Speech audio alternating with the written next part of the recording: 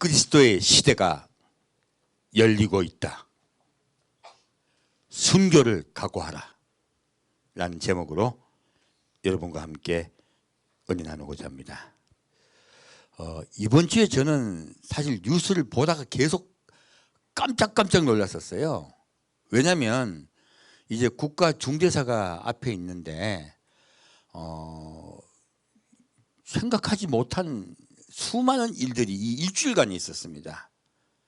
저는 이걸 많은 분들은 그냥 이런가 보다고 지나가지만 제 입장은 아니에요. 분명한 하나님의 경고예요. 이 미세한 것 같지만요, 이 신호를 못 알아들으면 안 돼요. 주의 종은 반드시 이 세상에 일어난 일들을 통하여 하나님이 우리에게 무슨 말씀을 하고 계신가를 정확히 계속 들어야 됩니다. 이번 28일 9일 날 경북, 충북, 강원도 곳곳에 우박과 천둥, 번개가 쳤습니다. 그리고 수많은 농작물들이 파괴가 됐습니다. 어떤 잎이 펑크가 나고 담배잎도 펑크가 나고요. 그리고 새로 돋아나고 있던 새순에도 완전히 망가져 버리고 또 수박이 호박도 되고요. 별일이 다 있더라고요. 그런 많은 일들이 있음과 동시에 천둥과 번개도 같이 쳤어요. 곳곳에 자연 발화가 일어나서 화재까지 발생했습니다. 그것만 봐도 제가 이거 우박을 딱 생각하면 저는 늘 생각하는 게요, 마지막에 우박이 뭐같이요?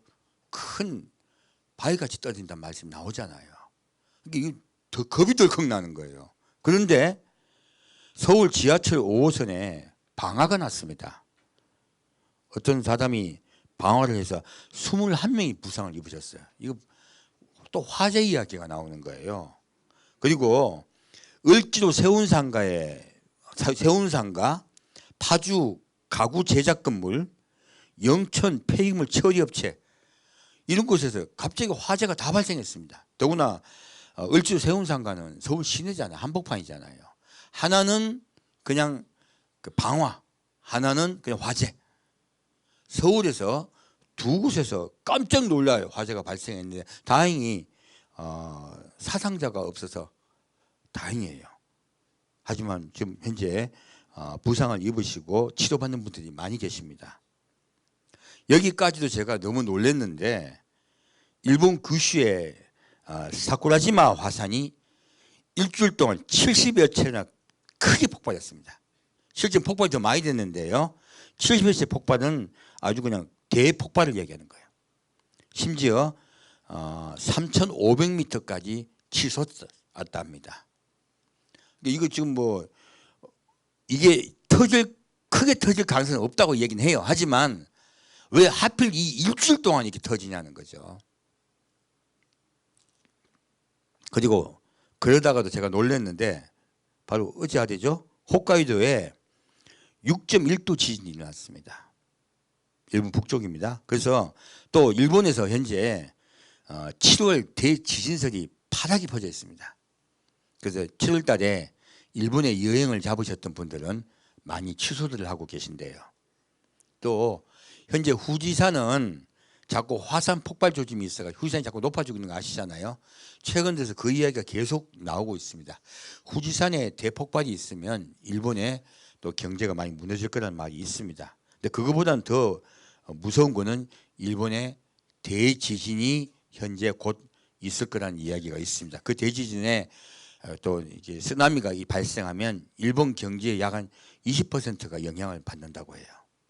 큰 일들이 계속 우리 주변에 있습니다. 그런데 더군다나 이번 주에 더 제가 가슴을 졸였던 것은 코로나가요 계속 번지고 있습니다. 지난주에는 중국하고 홍콩 쪽에 이제 많이 번진다고 있다는 말만 들었는데 이제는 거기뿐만 아니고 태국, 싱가포르, 동남아시아에 급속하게 재확산되고 있습니다. 그런 가운데 일본의 독일에서 연구한 것을 발표했습니다. 연구 내용은요, 이번에 발생한 코로나가 중국의 우한 연구소에서 발생했을 확률이 95%라고 합니다. 그전엔 80%여서 발표를 안 했었는데요. 이제는 더 계속 연구를 하다 보니까 결국은 이 바이러스가 자연 발생적이 아니라 실험실의 과도한 실험에 의해서 발생했을 확률이 현재 95%라고 발표가 나와 있습니다. 그러므로 이걸 우한 코로나라고 명명하는 게 더 맞는 것 같아요. 현재 그런 일들이 계속 우리의 지금 이번 주 내에 계속 나온 이야기예요. 딴 데 나온 이야기가 아닙니다. 제가 놀란 거는 또 이번 주에 러시아에서 우크라이나에 대대적인 폭격을 했습니다. 이번 요 근래 중에서 가장 심각한 폭격을 해서 전진하고 있다, 뭐 더 앞으로 진격하고 있다 이런 말도 계속 나오고 있어요.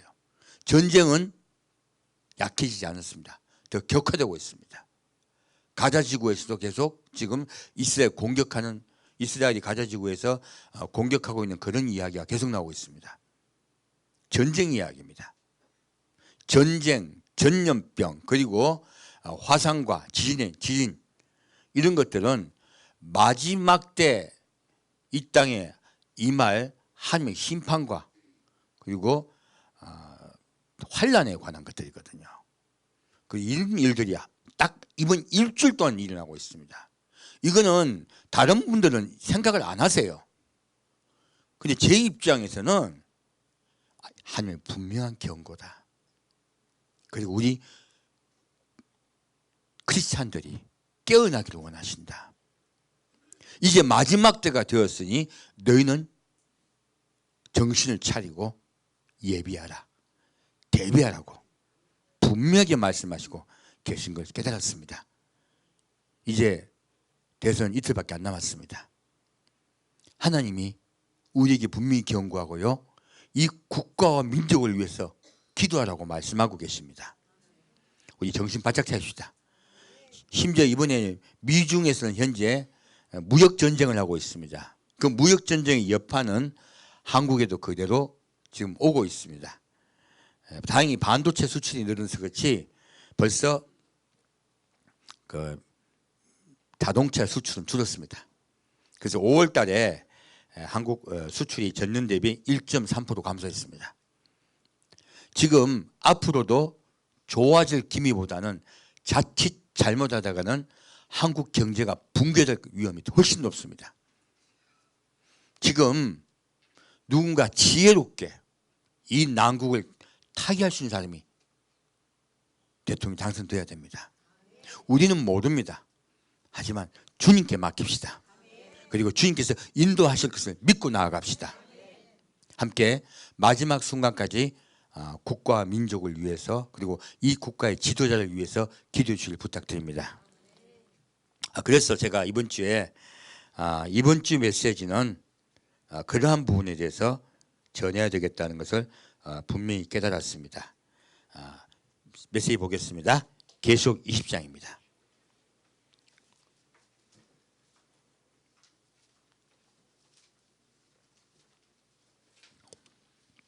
계시록 20장 4절에서 6절까지 같이 읽겠습니다.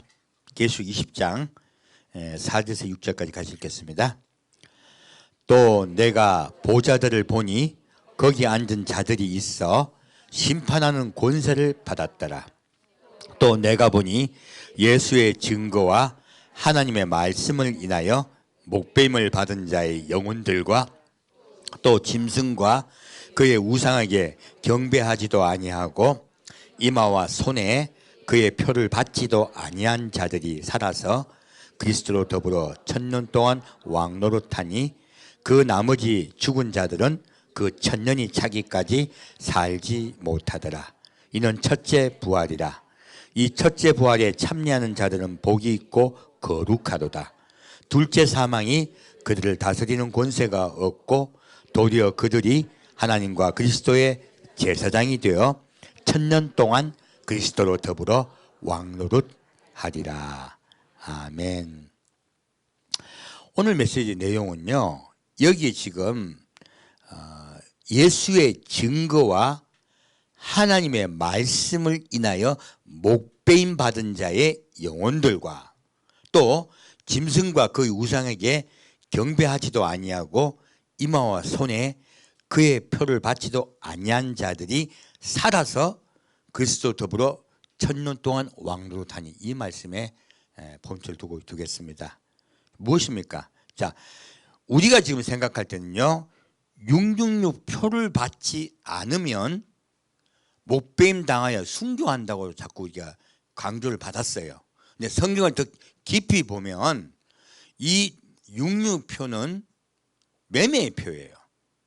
매매를 하지 못한다는 관점이에요. 근데 순교가 일어난 이유는요, 그 위에 있습니다. 하나님이 이렇게 분류하신 이유는 이게 똑같이 해놓으면은 성도들이 분류가 안 되고 헷갈리세요. 그래서 분류해 놓으신 겁니다. 뭐라 적혔습니까? 예수의 증거와 하나님의 말씀을 인하여 목배임 받은 거예요. 무엇입니까? 순교는요, 예수를 그리스도 영접하고 예수 이외에 다른 우상을 결코 받아들이지 않기 때문에 순교하는 것이에요. 이 짐승의 표를 받는 것도 중요하지만 더 중요한 것은요, 복음을 위하여 순교하는 것이에요. 그것을 하나님께서 강조하기 위해서 말씀에 먼저 예수의 증거와 하나님의 말씀을 인하여 목배임 받은 자들의 영혼을 먼저 말씀하신 것입니다. 그 뒤에는 삶의 현장에 관한 이야기예요. 두 가지를 분류하신 것은 이 순교자에 관한 이야기입니다. 그래서 우리가 순교자가 어떻게 발생하는가를 까딱 좀 오해할 수가 있기 때문에 그래요. 순교자는요, 복음을 인하여 순교하는 것입니다. 우상 숭배하지 않기 위해서 순교하는 거예요. 그분을 깊이 보고자 합니다. 계시록 20장, 다니엘 9장 보겠습니다. 이제 적그리스도에 관한 상황을 좀 보고자 합니다.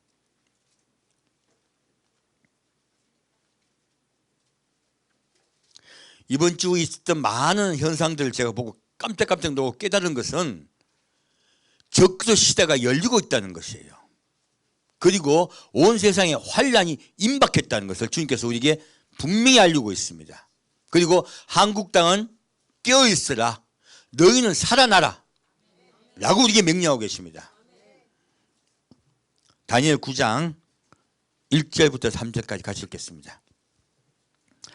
메대족 속 아에술의 아들 다리오가 갈대아 나라 왕으로 세움을 입던 원년, 곧 그 통치 원년에 나 다니엘이 서책으로 말미암아 여호와의 말씀이 선지자 에레미야에게 임하여 고하신 그 연수를 깨달았나니 곧 예루살렘의 황무함이 70년 만에 마치리라 하신 것이니라. 내가 금식하며 베옷을 입고 죄를 무릅쓰고 주 하나님께 기도하며 간구하기를 결심하고. 아멘. 지금 이 말씀이 왜 제가 여러분과 함께 읽었냐면은, 자, 메대 족속입니다. 아술의 아들 다리오가 갈대아 나라 왕으로 세움을 입던 원년이에요. 바로 이 다리오가 다니엘을 수상으로 임명하죠. 그런데 우리가 알고 있기로는 다리오라는 사람이 아니라 원래 고레스가 맞거든요. 근데 다리오가 다스린다고 나와 있어요. 이런 얘기는 역사적인 이유가 있습니다. 이 당시 다리오는 약 62세 정도 됐습니다. 그리고 BC 539년에 고레스의 외삼촌을 세웠어요. 다리오를 왕으로 세웠습니다. 어느 왕으로 세웠냐면 메대 왕으로 세웠습니다. 사실 다리오가 메대 쪽 아니잖아요. 그런데 원래 파사 곧 페르시아의 고레스가요, 다리오를 메대와 지금 합병합니다. 두 국가 연합되는 겁니다. 두 국가를 연합하면서 이 메대를 달래기 위해서 자기 외삼촌을 어떻게 해요? 메대 왕으로 세운 거예요. 그러면 메대도 왕이 있는 거잖아요. 그러니까 연합국가 같은 형태를 취한 겁니다. 실질적 모든 권세는 고레스가 갖고 있으면서요, 형식적으로는 메대 왕이 직접 다스리는 것 같이 형식을 취해 준 거예요. 아니, 일종의 유화 정책입니다. 그렇게 해서 BC 550년에 메대를 합병한 후에 고레스가 또 다리오를 메대왕으로 삼아버려요. 이게 뭐냐면 이 전체적인 왕을 삼은 것은 바로 바벨론을 멸망시키고요. 바벨론을 멸망시키고 고레스가 자기가 황제가 돼야 되잖아요. 근데 자기가 안 되고 다리오를 형식적인 황제로 세워요. 그러니까 다리오는 그때 형식 황제가 되고 그때 누구요? 지금 다니엘을 제사장으로 제상으로 임명을 하는 거예요. 그리고 이 다리오 왕이 2년 동안 통치하다가 죽습니다. 사망을 합니다. 그래서 다리오 왕 원년이라고 한 건 사실 고레성 원년이라고 볼 수도 있어요. 근데 실제 역사적으로는 다리오 왕 원년으로 되어 있습니다. 실질적 통치자는 고레스예요. 그렇게 이 다리오 왕 원년 때에 다니엘이 에레미야서를 봅니다. 보았더니 이스라엘이 포로로 끌려온 지 70년이 되면 이스라엘이 해방될 것이다. 다 돌아가게 될 것이다. 말씀이 나온 걸 봤단 말이에요. 그때 깜짝 놀란 게 바로 2일밖에 안 남았어요. 얼마 남았다고요? 2일밖에 안 남았어요. 무릎을 꿇고 기도한 겁니다.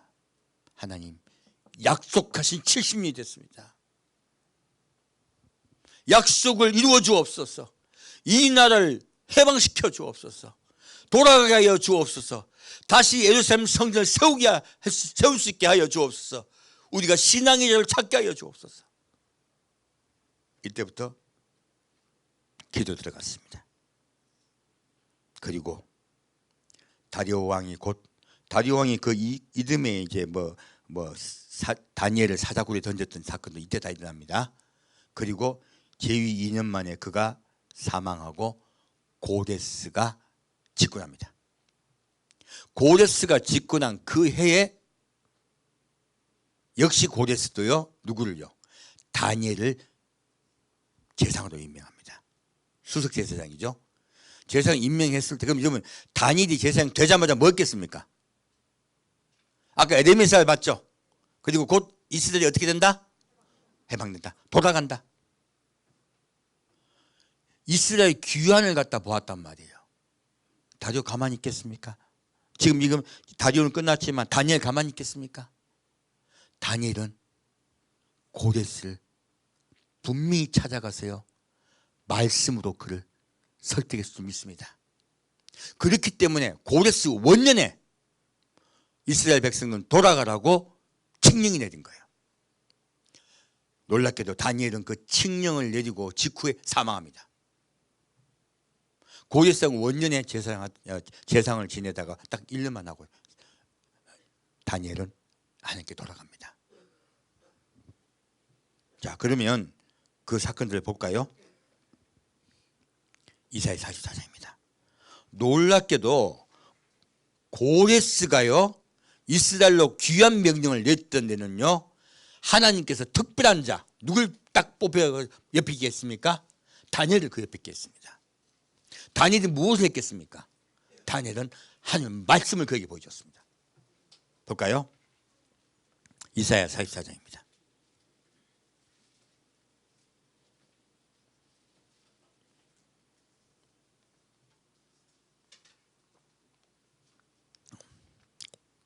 오늘 우리 한국 국가에도 이런 일이 일어날 줄 믿습니다. 우리가 이스라엘을 죽게 돌아가게 합시다.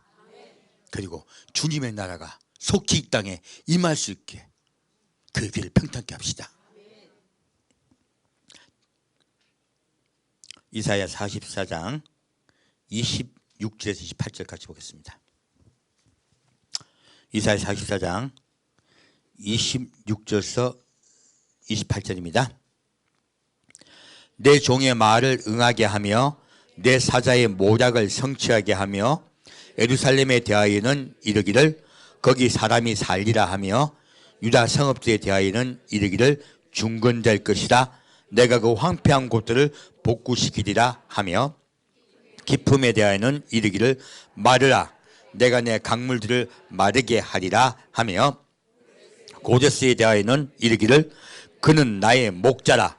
나의 모든 기쁨을 성취하리라 하며 예루살렘에 대하여는 이르기를 중건되리라 하며 성전에 대하여는 이르기를 내 기초가 세움이 되리라 하는 자니라. 아멘.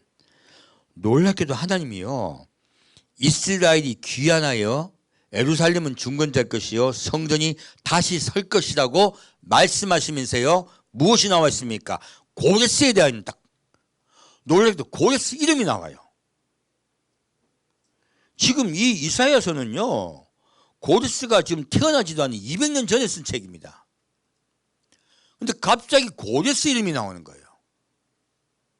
누구나 알 수 있는 이야기예요. 이사야서는 에레미야서보다 더 앞에 쓴 책입니다. 자, 뒤에 보겠습니다. 다시 45장입니다. 45장 1절부터 8절까지 같이 읽겠습니다. 나 여호와는 나의 기름 받은 고레스의 오른손을 잡고 열국으로 그 앞에 항복하게 하며 열왕의 허리를 풀며 성문을 그 앞에 열어서 닫지 못하게 하리라.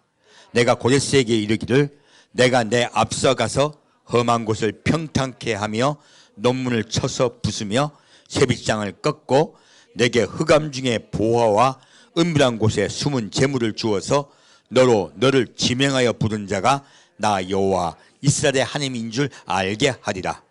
내가 나의 종 야곱 나의 택한 이스라엘 위하여 너를 지명하여 불렀나니 너는 나를 알지 못하였을지라도 나는 내게 칭호를 주었노라. 나는 여호와라. 나 외에 다른 이가 없나니 나밖에 신이 없느니라. 너는 나를 알지 못하였을지라도 나는 내 띠를 동일 것이요 해 뜨는 곳에든지 지는 곳에든지 나밖에 다른 이가 없는 줄을 무디로 알게 하리라. 나는 여호와라. 다른 이가 없느니라. 나는 빛도 짓고 어둠도 창조하며 나는 평안도 짓고 환난도 창조하나니 나는 여호와라. 이 모든 일을 행하는 자니라 하였도다. 너 하늘이여 위에서부터 의로움을 비같이 듣게 할지어다. 궁창이여 의를 부어 내릴지어다. 땅이여 열려서 구원을 내고 의도 함께 움돋게 할지어다. 나 여호와가 이 일을 창조하였느니라. 아멘. 놀랍게도요 이사야서에는 고레스 이름이 정확하게 나오고요 또 하나님께서 고레스는 자기가 전쟁에 승리한 거는 자기의 지혜와 힘인 줄로 알아요. 사람은 다 그래요. 다 나달란이거든요. 근데 놀랍게도 누가 제상이 됐습니까? 고레스 원년에 다니엘이 제사장입니다. 제상입니다.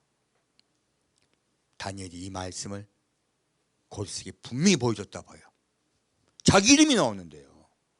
얼마나 놀랐겠습니까? 목이 속리지지 않겠습니까? 그리고 뭐라고 말씀하십니까? 이스라엘 내가 풀어줘라. 그를 돌아가게 해라.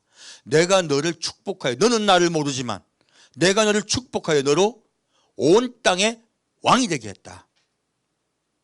너는 이스라엘을 돌아가게 하라. 그러니까 원년에 바로 칙령이 난 거예요. 몇 년 되지도 않았습니다. 지금 바벨론이 멸망한 지 이제 3년밖에 안 됐어요. 바벨론 멸망 3년 만에 이 일이 일어났습니다. 근데 이 일의 시작을 보니까 어디에 시작된 겁니까? 다니엘이요 말씀을 깨닫고요. 첫 번째 에레미야서의 말씀을 깨닫고요. 자, 말씀을 깨닫으면 그냥 이루어집니까?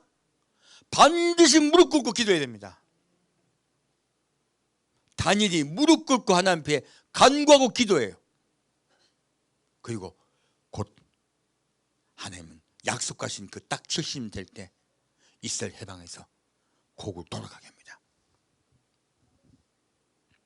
바로 고레스라는 왕을 통하여 주님은 이 한국 땅에 여러분의 간구를 통하여 역사 일어나게 할 줄 믿습니다. 그리고 이스라엘이 한 여호와께 돌아오는 역사, 예루살렘 성전이 다시 회복되고 성전이 서고 그리고 온 세상에 예수님의 이 땅에 왕으로 오시는 그 길이 예비될 줄 믿습니다. 그 일에 우리나라가 쓰임받을 줄 믿습니다.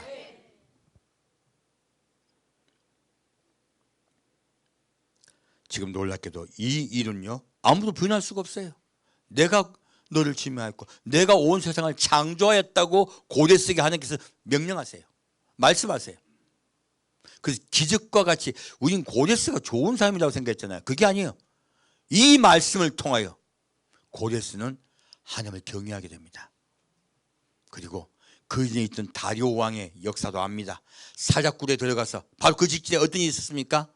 다니엘이 사자굴에 들어가서도 죽지 않은 사건, 고레스 모르겠습니까? 고레스도 얼마나 놀랐겠습니까? 그 전에 무슨 일이 있었습니까? 벨사살 왕이 잔치를 벌릴 때 그때 손가락이 나와서 메데메데 우르바시란 그 글자를 보고 다니엘이 뭐라 했습니까? 너는 한 명이 부족하여 너희 국가는 멸망당할 것이라고 그가 예언했던 것 왜 모르겠습니까? 그래서 고레스도 다니엘이 대예언자요 선지자인 것을 알고 있습니다. 그러므로 이 다니엘이 이 말씀을 보여줄 때 고레스가 바로 해방시킨 거예요. 이 하나님의 역사는요 순식간에 일어납니다. 하지만 순식간에 있는 그 역사 밑에는 무엇이 있습니까? 바로 다니엘의 눈물의 기도가 있습니다. 우리 국가를 위하여 눈물로 기도합시다. 그때 주님께서 주님의 역사를 이루십니다. 자, 이제 그러면 다시 다니엘서 9장을 돌아가겠습니다.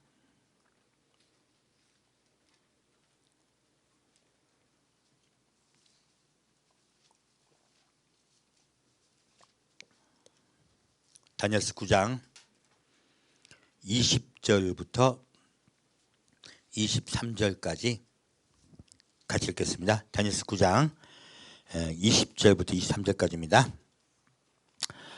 내가 이같이 말하여 기도하며 내 죄와 및 내 백성 이스라엘의 죄를 자복하고 내 하나님의 거룩한 산을 위하여 내 하나님 여호와 앞에 간구할 때 곧 내가 말하여 기도할 때에 이전 이상 중에 본 그 사람 가브리엘이 빨리 날아서 저녁 제사를 드릴 때 즈음에 내게 이르더니 내게 가르치며 내게 말하여 가로되 다니엘아 내가 이제 내게 지혜와 총명을 주려고 나왔나니 곧 내가 기도를 시작할 즈음에 명령이 내렸으므로 이제 내게 고하러 왔느니라. 너는 크게 은총을 입은 자라. 그런즉 너는 이 일을 생각하고 그 이상을 깨달을지니라. 아멘. 여러분, 하나님께 속한 자의 기도는요 주님께서 즉각 들으시고 응답하십니다.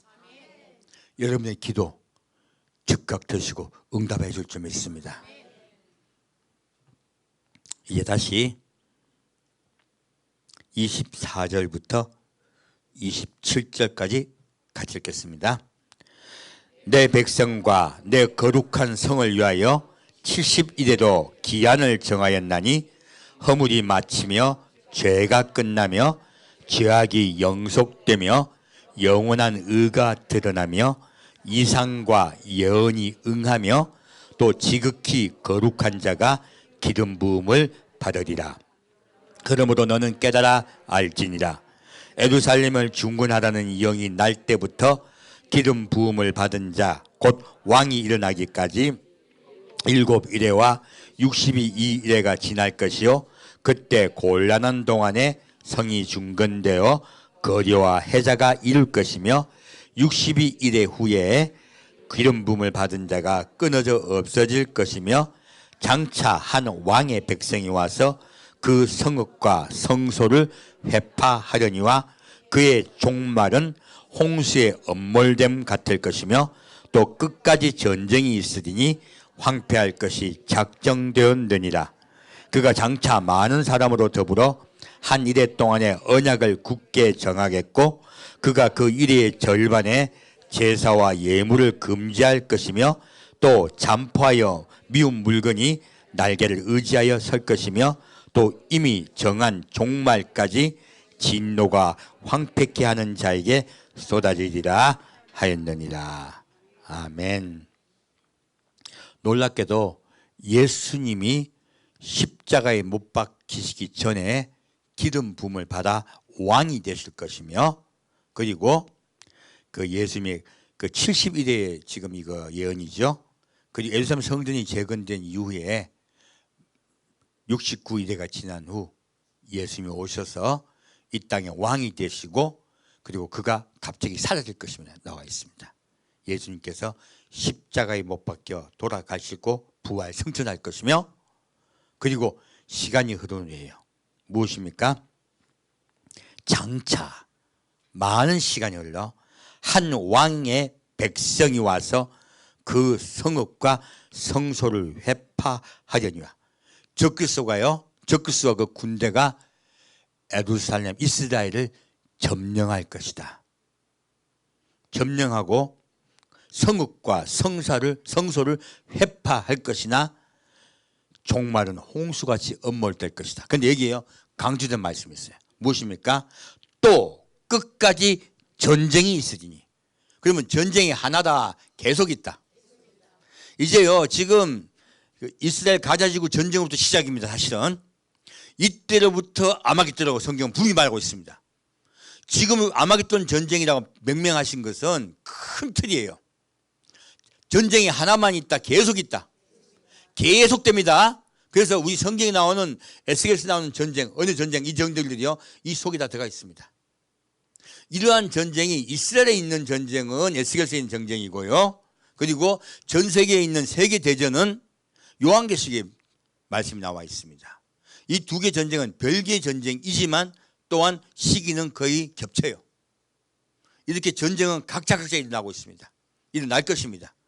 그래서요, 지금 러시아 우크라이나 전쟁과 이스라엘 가자지구 전쟁이 다르게 일어났지만 시기가 겹치듯이 장차 일어날 전쟁도 그와 같이 시기가 겹칠 것입니다.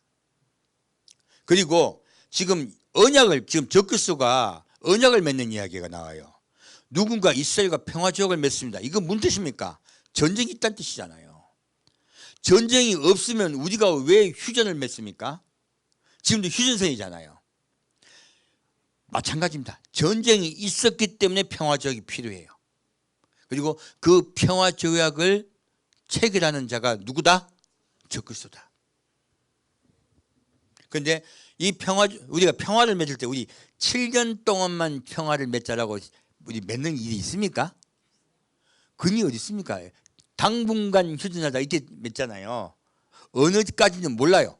근데 휴전을 맺었다가 이게 평화조약이니까 정전이에요. 사실 휴전이 아니고 정전조약을 맺었다가요 자기가 갑자기 파기를 하고 그리고 마지막에 무엇입니까? 이스라엘을 점령하는 거예요. 그리고 적그리스도 시대가 3년 반이 있을 것이다. 그리고 근데 실제로는 적그리스도가 일어나서 이런 일들이 있는 것은 7년이라고 적혀 있습니다.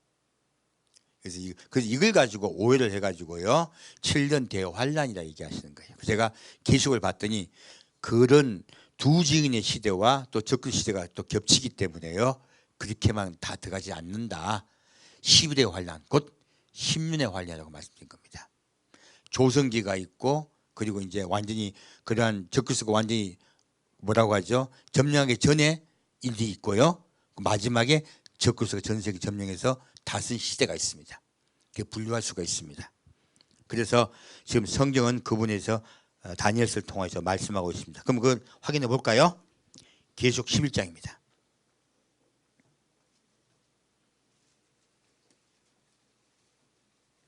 지금 우리가 알고 있는 이 환란, 이게 11의 재앙을 보면요. 무엇이 우리가 중심입니까? 지진과 기근과 전염병과 전쟁이에요. 그런데 이번 일주일 동안에 다 일어났습니다. 제가 얼마나 쇼크받았겠습니까? 그래서 적그리스도 시대가 열리고 있다고 말씀드린 거예요. 이제 우리 정신 바짝 차야 됩니다. 볼까요? 11장 1절 3절까지 적겠습니다. 또 내게 지팡이 같은 갈대를 주며 말하기를 일어나서 하나님의 성전과 제단과 그 안에서 경배하는 자들을 청량하되 성전 밖 마당은 청량하지 말고 그냥 두라. 이것을 이방인에게 주었은즉 저희가 거룩한 성을 42달 동안 짓밟으리라. 내가 나의 두 주인에게 권세를 주리니 저희가 굵은 벼옷을 입고 1260일을 예언하리라. 아멘. 자, 여기에서 지금 아까 다니엘서에 9장에 나왔던 말씀을 분류를 해놨죠. 무엇입니까? 적그리스도가 예루살렘 성전을 갖다가 더럽히는 시기는 42달 동안이라고 나와 있습니다. 42달은 3년 반입니다. 그 밑에 두 증인이 권세를 받아서 굵은 벼옷을 입고 곧 회개하는 기간이에요. 다니엘이 아까 벼옷을 입고 회개하듯이요. 두 증인이 이스라엘의 죄를 인하여 하나님께서 이 땅에 장차 오실 것을 그들이 깨닫고 기도하는 것이에요. 이 두 증인의 회개의 기간, 이 기간이 1260일 적혀 있습니다. 다르게 적혀 있는 거죠. 그래서 이때는 아직 예루살렘 성전이 더럽히지 않고 예루살렘이 점령당하지 않은 때죠. 이 기간도 3년 반입니다. 그런데 두 시대가 다르기 때문에 하나는 42달, 하나는 1260일로 다르게 말씀하신 거예요. 우리가 정확하게 이해하고 분류하라고요. 아까 다니엘서의 말씀과 똑같은 말씀이죠. 3년 반의 평화조약 체결 시기, 그리고 그 평화조약이 깨어지고 적그리스도가 온 세계를 다스린 시기가 3년 반, 딱 한일에 7년입니다. 네, 다시 7절부터 10절까지 같이 읽겠습니다. 저희가 그 증거를 마칠 때에 무증인으로부터 올라온 짐승이 저희로 더불어 전쟁을 일으켜 저희를 이기고 저희를 죽일 터인즉 저희 시체가 큰 성길에 있으리니 그 성은 영적으로 하면 소돔이라고도 하고 애굽이라고도 하니 곧 저희 주께서 십자가에 못 박히신 곳이니라. 백성들과 족속과 방언과 나라 중에 사람들이 그 시체를 사흘 반 동안에 목도하며 무덤에 장사하지 못하게 하리로다. 이 두 선지자가 땅에 거하는 자들을 괴롭게 한 고로 땅에 거하는 자들이 저희의 죽음을 즐거워하고 기뻐하여 서로 예물을 보내리라 하더라. 아멘. 지금 두 증인을 적그리스도와 그 군대가 쳐들어와서 사로잡고 죽이는 그 사건을 이야기하고 있습니다. 전쟁, 그냥 온다. 전쟁을 일으킨다. 그리고 전쟁을 일으킨 자는 짐승입니다. 나와 있죠? 뭐라고 적혔습니까? 저희가 그 증거를 마칠 때에 무정에로부터 올라오는 짐승이 저희로 더불어 전쟁을 일으켜 저희를 이기고 저희를 죽일 터인즉, 짐승이 올라오고 전쟁을 일으킨다고 되어 있죠? 이때 전쟁을 말하고 있습니다. 성경은 끝까지 전쟁이 있다 말씀하고 있죠. 그래서 마지막 환란의 정점은 전쟁입니다. 그리고 여기서 우리가 9절 말씀을 유심히 보세요. 자, 백성들과 족속과 방언과 나라예요. 이거 왜 말씀드리냐면 앞장에 7장에 보면요, 각 나라와 족속과 백성과 방언에서 이루할 수 없는 수많은 자가 올라온다고 적혀 있죠. 근데 거기는 각이라고 적혀 있어요. 여기는 각이 있습니까? 백성입니까? 그냥 백성이 앞섭니다. 백성과 족속과 방언과 나라 중에서요. 놀랍게도 전부 다 일부입니다. 저는 여러분께 지금 이 메시지를 전한 이유는요, 한국은 거기 들어가지 말자는 거예요. 우리나라는 거기 안 들어가고요, 그들과 싸우는 국가가 될 줄 믿습니다. 그리고 우리가 대비하고 예비합시다.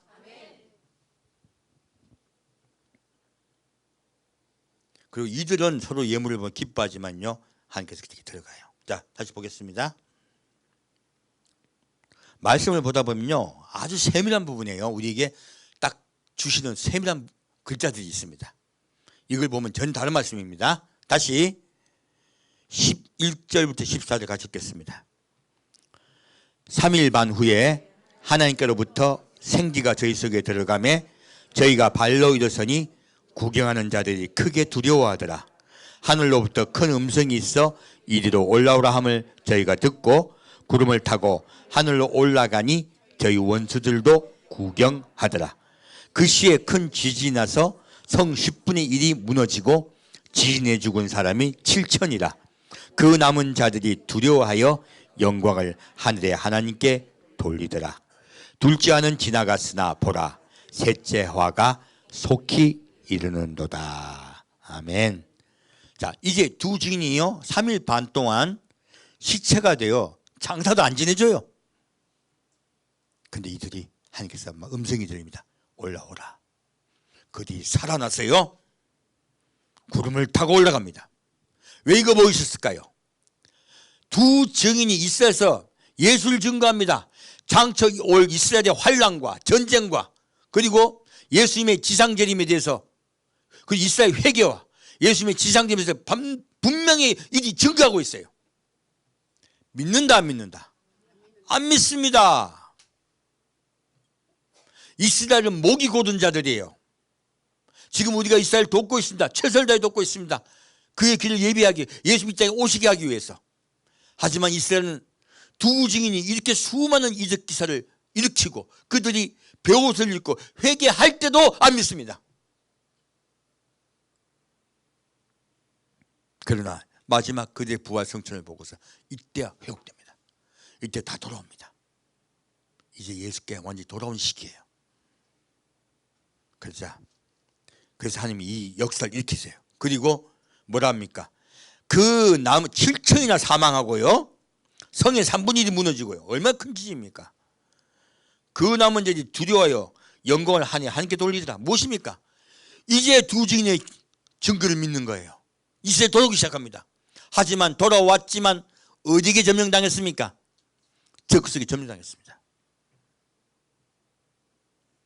그런데 이때 화는 둘째 화는 지나갔으나 보라 셋째 화가 속히는도다. 이 둘째 화는 전쟁의 화입니다. 앞에 계시록에 9장에 보면요 나와 있어요. 무엇입니까? 세계 3차 대전 이야기가 나와 있습니다. 전쟁의 화가 이로써 끝이 나는 거예요. 하지만 셋째 화는 더 무섭습니다. 마지막에 대접장이 남아 있습니다. 그래서 밑에 보면 7번째 천사가 나팔 부는데 7번째 나팔이 분다고 적혀있습니다. 7번째 나팔이 대접재앙이고 마지막 재앙입니다. 그래서 셋째 화가 남아 있습니다. 여기서 아까 말씀드렸던 평화지역 3년 반이 끝이 난다라고 말씀하고 있습니다. 다시 계시록 12장 보겠습니다. 이제 우리가 어떻게 대비해야 될까? 하나하나 봅시다. 12장 3절부터 5절 같이 읽겠습니다.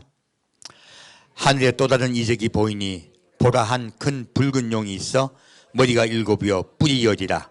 그 여러 머리에 7멜류관이 있는데 그 꼬리가 하늘별 3분의 1을 끌어다가 땅에 던지더라. 용이 해산하려는 여자 앞에서 그가 해산하면 그 아이를 삼키고자 하더니 여자가 아들을 낳으니 이는 장차 철장으로 만국을 다스릴 남자라. 그 아이를 하나님 앞과 그 보좌 앞으로 올려가더라. 아멘. 자, 여기서 보고자 하는 것은요 한 큰 붉은 용이에요. 머리가 얼마예요? 7이에요. 이 7은 7 국가를 이야기하고 있습니다. 머리는 국가입니다. 여기에 뿔이 어디예요? 뿔은 왕을 상징합니다. 근데 국가는 7이야. 근데 왕이 몇 명이라고? 10명이에요.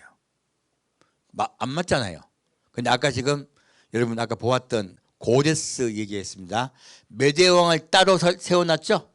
그리고 고데스가 실제로 다스리는데 그를 형식적인 메대 왕을 세워놓고 자기는 파사왕이라 하고 있어요. 나중에 다 통합하죠. 통합할 때까지 형식적인 왕을 세웠기 때문에 실질적으로는 국가는 7인데 왕은 10이에요. 그거 말씀하고 계신 거예요. 자, 이게 적그리스도의 정체, 적그리스도와 그 연합하는 국가들의 정체입니다. 자, 그거를 보고자 하고요. 그리고 무엇입니까?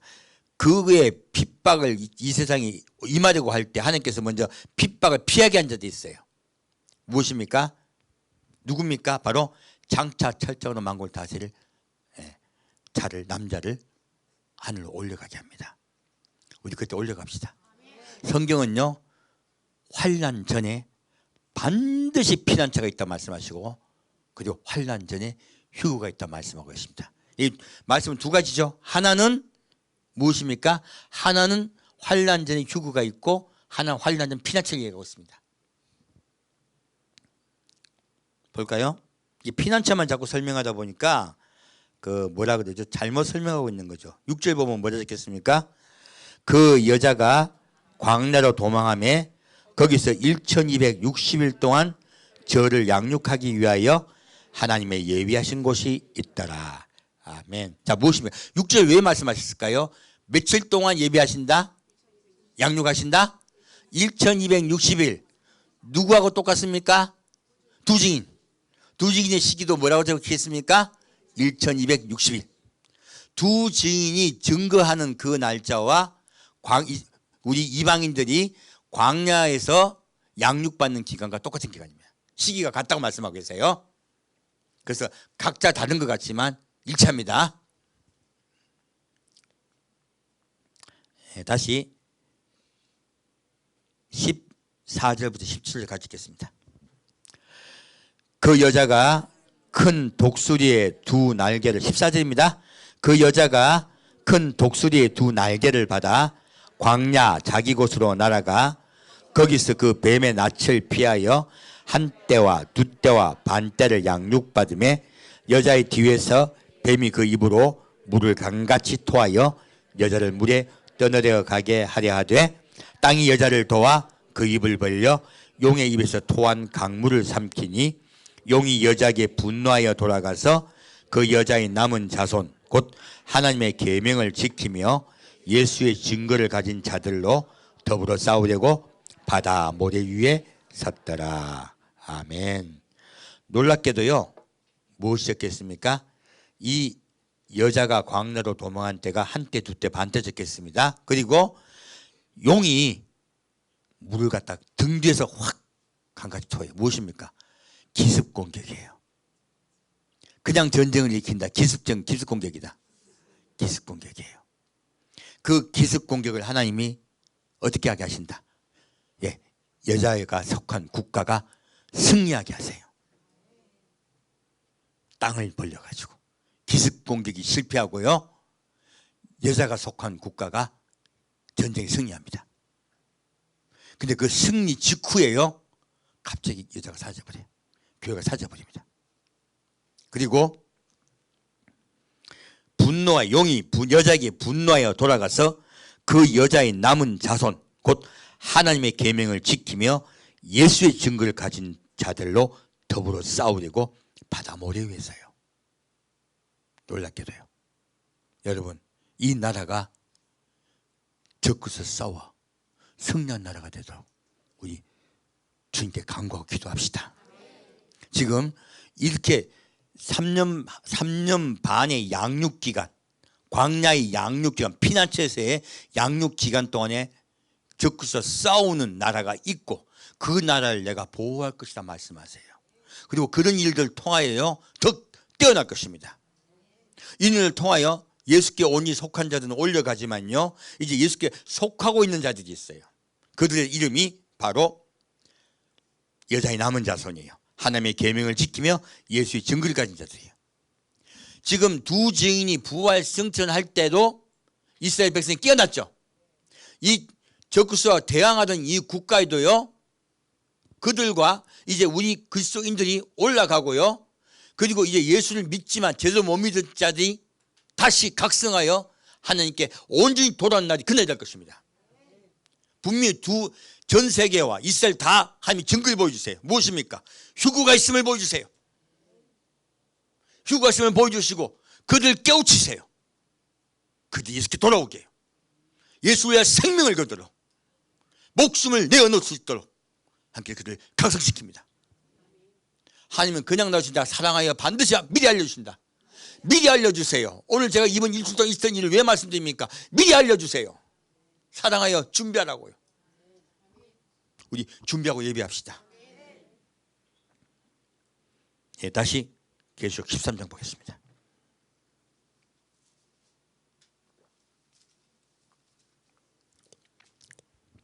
계시록 13장 1절부터 5절까지 같이 읽겠습니다. 내가 보니 바다에서 한 짐승이 나오는데 뿔이 10이요 머리가 7이라.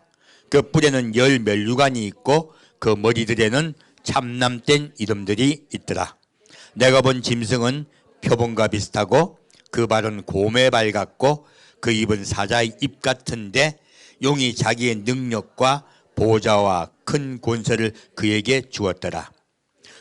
그의 머리 하나가 상하여 죽게 된 것 같더니 그 죽게 되었던 상처가 나음에 온 땅이 이상히 여겨 짐승을 따르고 용이 짐승에게 권세를 주므로 용에게 경배하며 짐승에게 경배하여 가로되 누가 이 짐승과 같으뇨 누가 능히 이로 더불어 싸우리요 하더라. 또 짐승이 큰 말과 참남된 말 하는 입을 받고 또 42달 2달 권세를 받으니라. 아멘. 또다시 42달이 나오죠. 바로 적그리스도가 이스라엘을 더럽히고 그리고 성전을 더럽히는 기간을 또 정확히 명시하고 있습니다. 여기서 지금 용이요 짐승을 기다리고 있어요. 근데 이 짐승이 어떤 자입니까? 뿔이 10이고 머리가 7이라. 그 뿔에는 10면류관이 있고 무엇입니까? 지금 짐승의 모양하고 그리고 저기 이제 용의 모양이 같습니까? 틀립니까? 같아요. 똑같은 놈입니다. 다만요 그가 세계를 다스릴 수 있는 권세를 받는 거예요. 지금 권세를 함께 허락하세요. 그래서 그가 세계를 다 다스리는 권세를 받은 시기를 이야기하는 거예요. 시기를 분류한 것이지 같은 자입니다. 그래서 아까 다니엘서는 그걸 같은 자라고 말씀하고 있죠. 요한계시록은 분류하여서 그가 지금 권세를 받는 것이 어떤 것인가에 대해서 분류한 것뿐이에요. 그래서 같은 자라고 말하기 위해서 뭐라고 말하고 계십니까? 뿔이 10이고 머리가 7이에요. 똑같은 말이죠. 그리고 이 짐승의 모양을 보면 표범과 비슷하고 발이 곰의 발 같고 입은 사자의 입 같아요. 이 말이 어디 나올까요? 역시 똑같이 다니엘서에 나옵니다. 그래서 다니엘서를 구약의 요한계시록으로 돼요.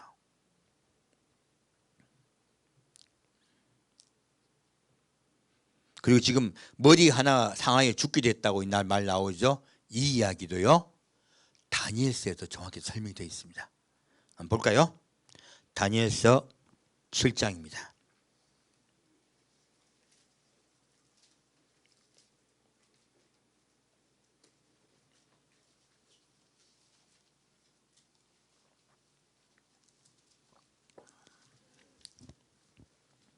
다니엘서 7장 2절부터 8절까지 같이 읽겠습니다. 다니엘이 진술하여 가로되 내가 밤에 이상을 보았는데 하늘에 내 바람이 큰 바다로 몰려 불더니 큰 짐승 넷이 바다에서 나왔는데 그 모양이 각각 다르니 첫째는 사자와 같은데 독수리의 날개가 있더니 내가 볼 사이에 그 날개가 뽑혔고 또 땅에서 들려서 사람처럼 두 발로 서게 함을 입었으며 또 사람의 마음을 받았으며 다른 짐승 곧 둘째는 곰과 같은데 그것이 몸 한편을 들었고 그 입의 이 사이에는 새 갈빗대가 물렸는데 그에게 말하는 자가 있어 이르기를 일어나서 많은 고기를 먹으라 하였으며 그 후에 내가 또 본즉 다른 짐승 곧 표범과 같은 것이 있는데 그 등에는 새의 날개 넷이 있고 그 짐승에게 또 머리 넷이 있으며 또 권세를 받았으며 내가 밤 이상 가운데 그 다음에 본 넷째 짐승은 무섭고 놀라우며 또 극히 강하며 또 큰 철 이가 있어서 먹고 부스뜨리고 그 나머지를 발로 밟았으며 이 짐승은 전에 모든 짐승과 다르고 또 10뿔이 있으므로 내가 그 뿔을 유심히 보는 중 다른 작은 뿔이 그 사이에서 나더니 먼저 뿔 중에 셋이 그 앞에서 뿌리까지 뽑혔으며 이 작은 뿔에는 사람의 눈 같은 눈이 있고 또 입이 있어 큰 말을 하였느니라. 아멘. 여기 보면 다니엘이 이상을 볼 때요 네 짐승 이야기가 나와요. 어디부터 나옵니까? 바다로부터 올라옵니다. 네 바람 곧 환란의 바람이죠. 환란의 바람이 불고 그리고 바다로부터 짐승들이 올라옵니다. 그래서요, 요한계시록에 똑같은 말씀 나오죠. 근데 여기에 나오는 짐승들 정체를 보면요, 첫 번째 짐승은 사자를 닮았어요. 그리고 독수리 날개가 있어요. 그리고 근데 그 날개가 뽑혀요. 사람처럼 섭니다. 이게 무엇입니까? 이게 바로 바빌론 국가예요.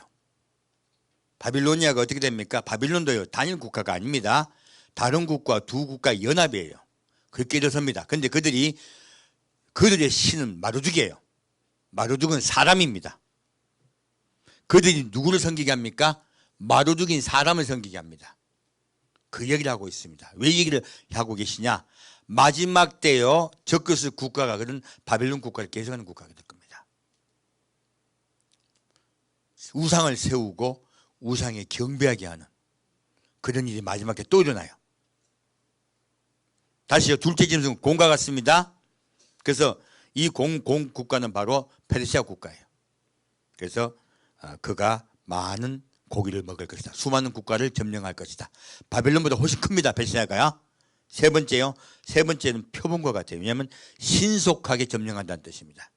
그래서요, 여기서 새 날개 넷이 있는 데 있는데 이것은 이 이 마지막 국가 곧 마케도니아가 온 세계를 점령하거든요. 그래서 이 그리스 국가가 곧 알렉산더가 전 세계를 점령할 때요, 분할됩니다. 어떻게 해요? 4개 국가로 분할됩니다. 거기에 대해서 말씀하고 있습니다. 마지막 넷째 짐승이에요. 넷째 짐승은 어떻다? 무섭고 놀라우며 극히 강하며 큰 처리가 있고 먹고 부스뜨리고 그 나머지를 발로 밟았고, 이 짐승은 전에 모든 짐승과 다르고 또 10뿔이 있다고 했어요. 이때까지 우리는 이걸 로마로 이야기했습니다. 아닙니다. 마지막 때를 얘기하고 있습니다. 로마는 이 국가의 예표예요. 실제 10뿔이 있습니다. 10뿔이 있고 강하고요, 모든 국가를 부서뜨려요. 신속하게 점령합니다. 그 얘기가 다 나와 있는 거예요. 아까 지금 요한계시록에 무엇이 나왔습니까? 표범의 모양이고 곰의 발바닥을 갖고 사자 입을 갖고 있습니다. 이전 세 국가의 것들을 다 갖고 있어요. 그리고 10뿔을 가지고 있어요. 바로 지금 이때까지 다니엘서의 짐승들 설명한 것은요, 마지막 때 창조는 적그리스 국가를 설명하려 하신 거예요. 그런 제국의 모든 것들을 무엇이 갖고 있다? 바로 마지막 때 적그리스 국가가 이 모든 걸 갖고 있습니다. 그리고 10뿔의 비밀이 나와요. 무엇입니까? 내가 그 뿔을 유심히 보는 중 다른 작은 뿔이 그 사이에서 나더니 먼저 뿔 중에 셋이 그 앞에 뿌리까지 뽑혀버려요. 무엇입니까? 세 국가를 합병해요. 이 국가가. 세 국가를 합병하고 그가 통치합니다. 형식적인 왕의 지위는 좋겠죠? 하지만 실제는 적그리스 국가예요. 연합국가라고 얘기하고 있습니다. 지금 러시아도 보면요, 밑에 좀 말 잘 되는 나라가 하나 있어요. 벨라루스인가? 하나가 딱 붙어 있죠? 그들은 대통령은 있어. 근데 푸틴이 말하면 그냥 오케이 알겠습니다.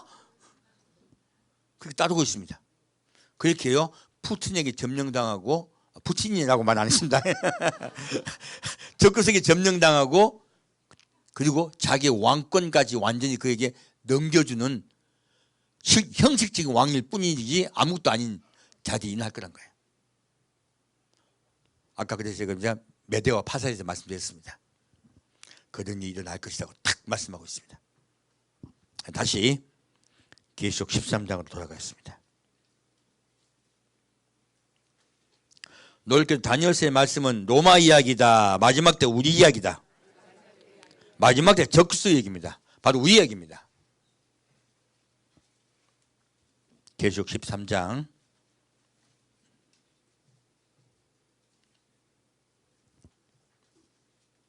계시록 13장 6절부터 10절까지 같이 읽겠습니다.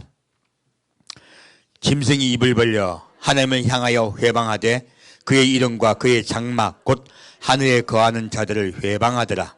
또 권세를 받아 성도들과 싸워 이기게 되고 각 족속과 백성과 방언과 나라를 다스리는 권세를 받으니 죽임을 당한 어린 양의 생명책에 창세 이후로 농명되지 못하고 이 땅에 사는 자들은 다 짐승에게 경배하리라.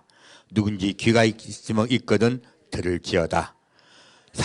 사로잡는 자는 사로잡힐 것이요 칼로 죽이는 자는 자기도 마땅히 칼에 죽으리니 성도들의 인내와 믿음이 여기 있느니라. 아멘. 지금 전쟁이 일어나고요. 이 적그리스도가 전 세계를 다스리고요. 세계의 수많은 국가들이 그에게 넘어갑니다. 그리고 권세를 받아서 성도들과 싸워 이기게 돼요. 그러면 하나님의 말씀과 예수의 증거를 가진 자들이 이때 순교합니다. 먼저 순교합니다. 각 족속과 백성과 방언과 나라를 다스리는 권세를 받으니 전 세계를 다스리는 권세를 받죠. 그리고 다 이제 그 권세를 받은 이후에 죽임을 당한 어린 양의 생명책에 창세 이후로 농명되지 못하고 이 땅에 사는 자들은 다 짐승에게 경배하리라. 짐승에게 경배하게 되는 거예요. 그 경배를 하지 않는 분들이 어떻게 됩니까? 목배임 당합니다. 그래서 목배임 당하는 말씀이 먼저 나오는 거예요. 66표는 그 이야기입니다. 먼저 순교가 먼저 있습니다. 순서를 먼저 아셔야 돼요.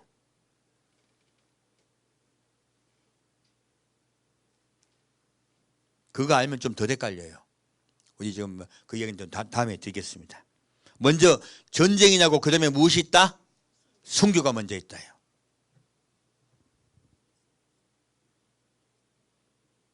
그때 많은 깨어난 성도들이 기꺼이 순교할 줄 믿습니다. 11절부터 15절 같이 읽겠습니다.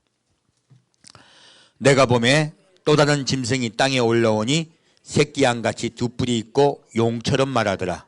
저가 먼저 나온 짐승의 모든 권세를 그 앞에서 행하고 땅과 땅에 거하는 자들로 처음 짐승에게 경배하게 하니 곧 죽게 되었던 상처가 나은 자니라. 큰 이적을 행하되 심지어 사람들 앞에서 불이 하늘로부터 땅에 내려오게 하고 짐승 앞에서 받은 바 이적을 행함으로 땅에 거하는 자들을 미혹하며 땅에 거하는 자들에게 이르기를 칼에 상하였다가 살아난 짐승을 위하여 우상을 만들라 하더라. 저가 권세를 받아 그 짐승의 우상에게 생기를 주어 그 짐승의 우상으로 말하게 하고 또 짐승의 우상에게 경배하지 아니하는 자는 몇이든지 다 죽이게 하더라. 아멘. 자, 여기서요. 적그리스도가 전 세계를 점령했습니다. 그때 누가 또 나타납니까? 또 다른 짐승이 나타나요. 두 뿔이 있습니다. 어린 양같이. 여기 어린 양이 아니고 새끼 양이 했죠. 왜냐? 가짜 양이니까. 자기가 재림 예수라 그래요. 자기가 하나님의 영을 받았고 하나님께서 자기를 보냈다고 얘기해요. 종교의 가짜 영이에요. 그리고 뭐라고 합니까? 이가요 이적을 행해요. 사람들 불이 하늘로부터 땅에 떨어져요. 왜 그렇게 합니까? 바로 두 증인이 기도하면 불이 하늘로부터 땅에 떨어졌죠. 나도 해. 그거 보여주는 거예요. 그리고 이제 날 따라와. 날 믿어. 여러분 지금 마지막 때요. 이단들도 이적 많이 일어납니다. 이단 갖다 병 고치기도 하고 이상한 일도 일어나요.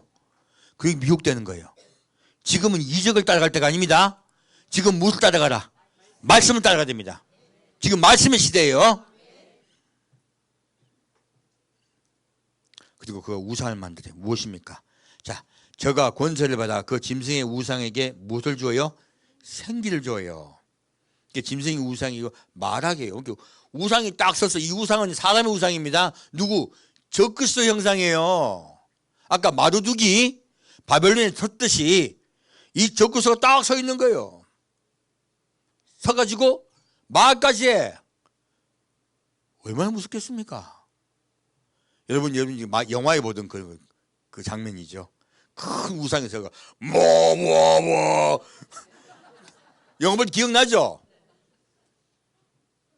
영화 볼 때 제가 옛날에 뭐더라? 알리바바와 40인의 도둑인가? 그 영화 보면 알라딘 영화 보면 그 나와요. 큰 우상이 서가지고 브로시도 그런 거 있어요. 소리 울리게 해가지고 그런 일을 한다는 거예요. 얼마나 무섭겠습니까?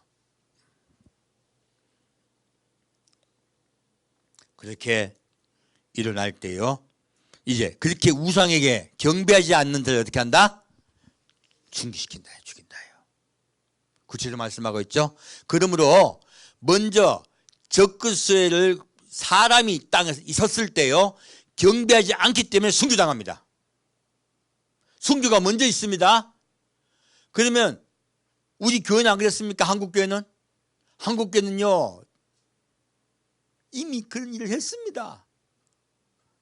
사람은 상을 세우고요, 그에게 절했습니다. 신사참배 다 했어요. 사람의 상을 먼저 세웠어요.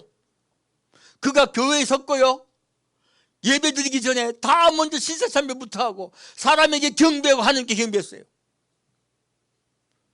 한국교회는요, 그런 범죄를 했습니다. 그래서 6.25 전쟁이 났습니다. 그때 순교하신 주기철 목사님이나, 그리고 그 절대로 우상 숭배하지 못하여 감옥에 갔던 분들, 그리고 산에서 기도하고 집에서 기도하던, 우상 숭배하지 않던 소수의 크리스찬 말고는 다 우상을 숭배했습니다. 우리에게 지금 그 미리 그 일이 일어나게 하신 것은요, 우리 국가는, 우리 교회는 절대로 그렇게 하지 맙시다. 생명을 내겁시다. 그래서 오늘 제목이 순교를 각오하라요.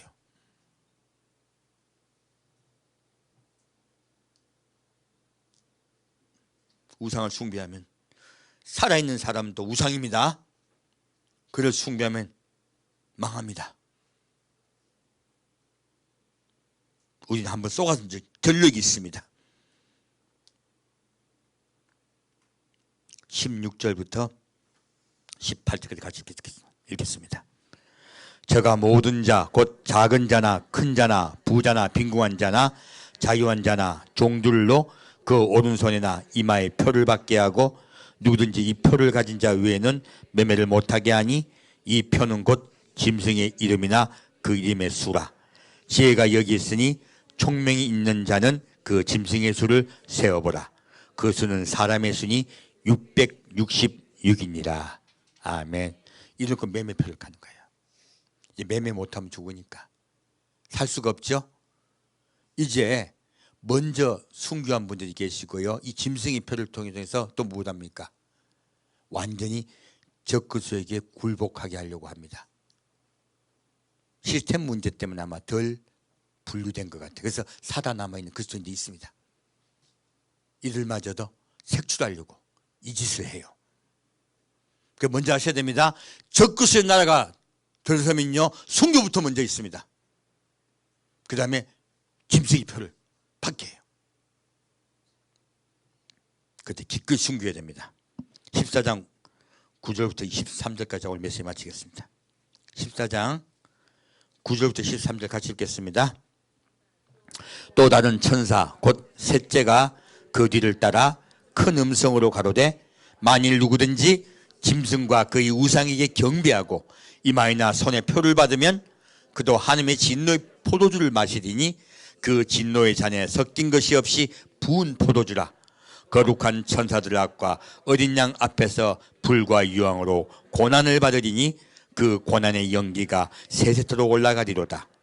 짐승과 그의 우상에게 경배하고 그 이름의 표를 받는 자는 누구든지 밤낮 쉼을 얻지 못하리라 하더라.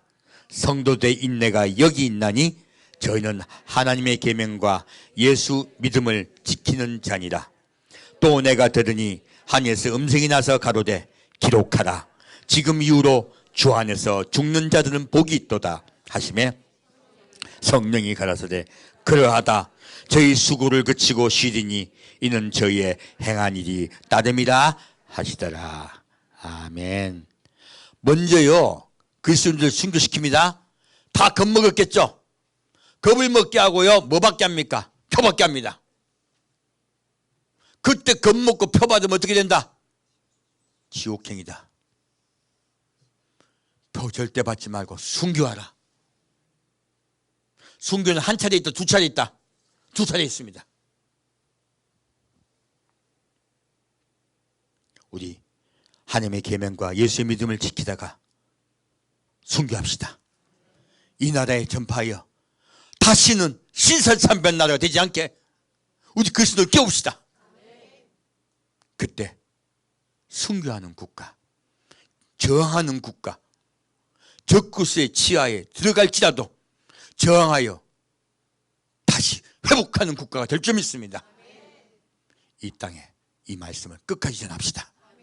함께 기도하겠습니다. 사랑하는 주님, 오늘 대선이 있기 전에 하나님께서 한국과 전 세계 수도 없는 일들을 종에게 보여주셨습니다.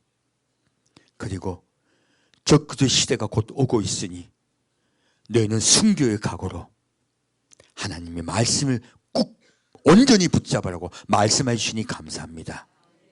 이 나라에 수많은 크리스찬에게 듣든지 말든지 이 말씀을 전하겠습니다.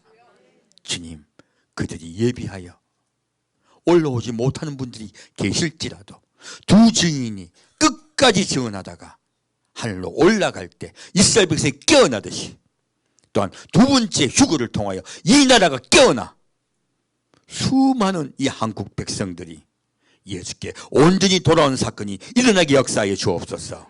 순교를 각오하고 생명을 걸고 말씀을 붙잡는 자들이 일어나게 역사하여 주옵소서. 산주 예수 그리스도 이름으로 기도합니다. 아멘.